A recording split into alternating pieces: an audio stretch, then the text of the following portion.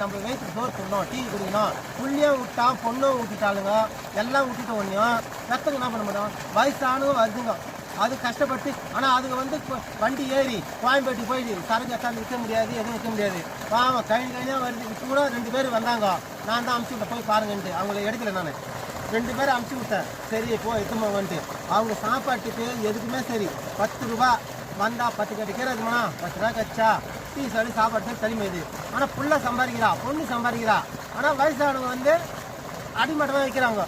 அந்த குழந்தை பெற்று ஆசிரியர் சொல்லு பண்ணி தாய்ப்பால் ஊட்டி எல்லாமே பண்ணி என்ன பண்ணுறாங்க, எல்லாம் வளர்த்து விட்டுறாங்க.